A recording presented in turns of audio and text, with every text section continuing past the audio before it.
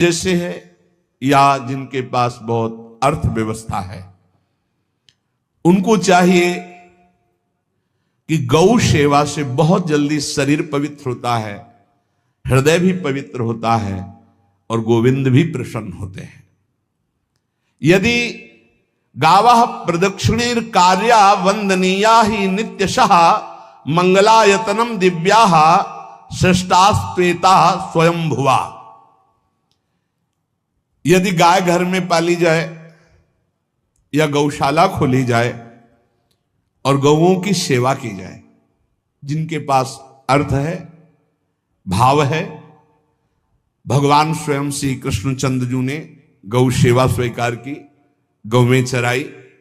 गौओं की परिक्रमा करने से, जैसे आप प्रभु के बिहारी जी के मंदिर की 4 परिक्रमा करें तो जो फल आपको मिलेगा वही गाय की 4 परिक्रमा कर ले तो आपको प्राप्त हो जाएगा।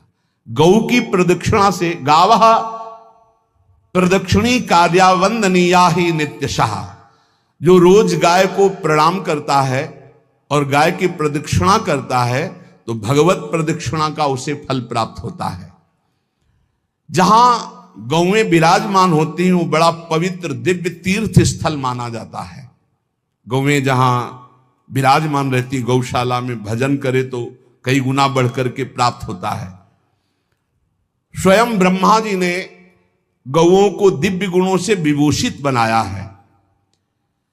अप्यागाराणि विप्राणाम देवतायतनानि च यद गोमयेन शुद्ध्यंतिम किम ब्रूमो हृदिकम ततः।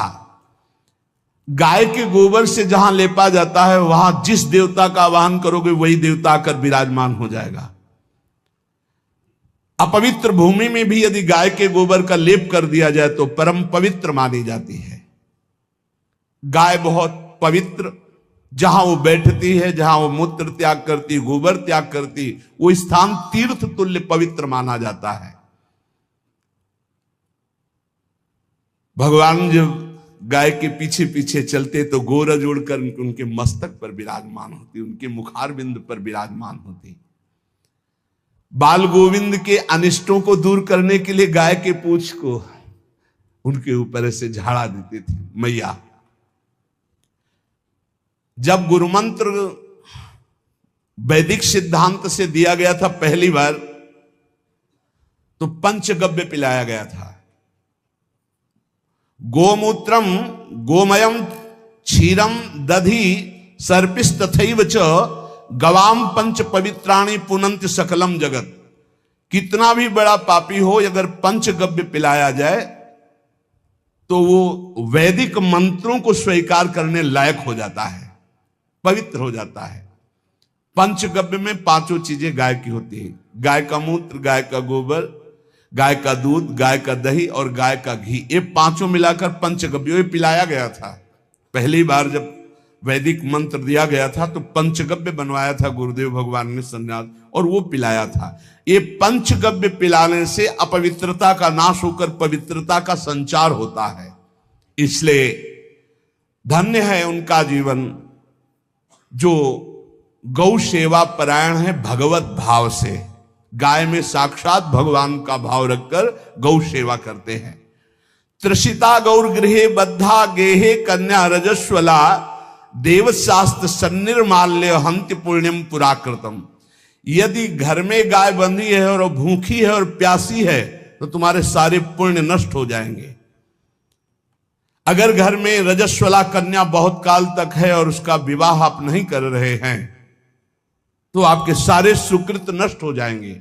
यदि घर में ठाकुर जी विराजमान है, कर का पहनाया हुआ माला सुबह तुमने देख लिया तो तुम्हारे सारे पुण्य नष्ट हो जाएंगे, क्योंकि शयन कराते समय तुमने उतारा नहीं, अर्थात तुम सेवा में प्रमाद करते हो।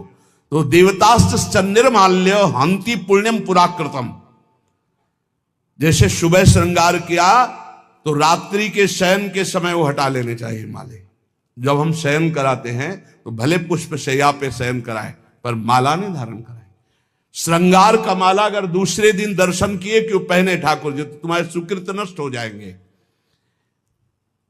गाय बंदी हो घर में, वो प्यासी है और भूखी है, तुम्हारे सुकृत नष्ट हो जाएंगे। त्रिषिता गौर गृहे बद्धा, क्योंकि तुम्हारे पास है, सेवा करना चाहिए। यो वै गाम प्रतिसिद्धेन तो चरंतिम च स्वतरणम नरहा तस्य पूर्वे च पितरा कंपनते पतनोन्मुखा। यदि गाय हरी हरी घास चर रही कहीं और तुमने डंडा ऊपर प्रहार किया, लाठी मारी, तो तुम्हारे पितर खोपड़ी के बल नरक जाने के लिए तैयार हो गए। ये लिखा है चरंतिम स्वम तृणम नरहा तो तस्य पूर्वे च पितरा कंपनते पतनोन्मुखा। इसीलिए क्या भारत से कहीं किसी की तुलना हो सकती है, जहां गौ को माता की पदवी दी गई, जहां गौ को हम आराध्य देव के रूप में मानते हैं, आराधना करते हैं। गौ रक्षा, गौ सेवा, ये बहुत बड़ा इसमें छुपा हुआ है। स्वयं भगवान अवतरित होकर गौ रक्षा, जब गाय के रूप में पृथ्वी रमाती तो भगवान का अवतार हुआ है। बड़ा विचित्र समय आता चला जा रहा है कि अब आधुनिक यंत्रों की ऐसी सेवाएं हो गई बड़ी बड़ी कि अब ना बैल की जरूरत है, और ऐसे दूध की महंगाई बन गई कि अब देसी गाय 2 लीटर 3 लीटर 4 लीटर, और ऐसी इसी की 20-20 25-25 लीटर दे तो कौन देसी गाय को। तो गौओं का सेवा का भावना शास्त्र आज्ञा करता है कि जो प्रतिदिन अग्रग्रासे परोभावा कर्तव्यो भक्ति तोन्वहम अकृत्वा स्वयं आहारम कुर्वम नापनोति दुर्गतिम। जे ही तुम्हारे गृहस्थ में घरों में पहले होता था, अब तो भगवान जाने, जे ही पहली रोटी तवा में गई तो वो निकाल करके पक्की रखी जाती थी गौग्रास के लिए, पहला रसोई में। तो इसमें लिखा प्रतिदिन स्वभोजनम, पहले स्वयं भोजन न करके गाय के लिए ग्रास निकालना चाहिए। तो जिनके पास अर्थव्यवस्था, जो गृहस्थ धर्म में है या जिनके पास अर्थ है, कुछ रोज 1 रुपया निकालो। हम कह रहे रोज निकालो तो महीने में 30 रुपया होते। 30 रुपया में एक गाय को हरी घास तो एक टाइम पवा ही सकते हो ना, बहुत नहीं है तो 1-1 रुपया निकाल के अगर एक गाय को चारा दोगे तो एक बार का भोजन तो हो ही सकता है। 30 रुपया में हरी घास जाकर के उसके दवा एक बार तो पवा दोगे ना। अग्रग्रासे परोभावा कर्तव्य भक्ति तोन्वहम, भक्ति पूर्वक गाय को 1 ग्रास भोजन में 1 रोटी तो निकालना चाहिए गाय के लिए, ऐसा शास्त्र आज्ञा कहता है।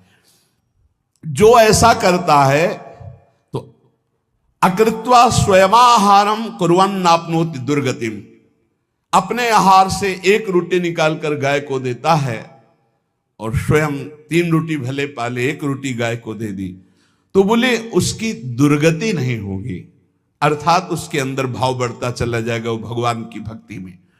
और तेनाग्नयो हुता सम्यक पितरश्चापि तर्पिताः देवास्त पूजितास्तेन यो ददाति गवान्हिकम। जो प्रतिदिन गौग्रास निकालता है, अर्पित करता है, तो उसको अग्निहोत्र करने का फल मिलता है, उसके पितरों को तृप्ति मिलती है,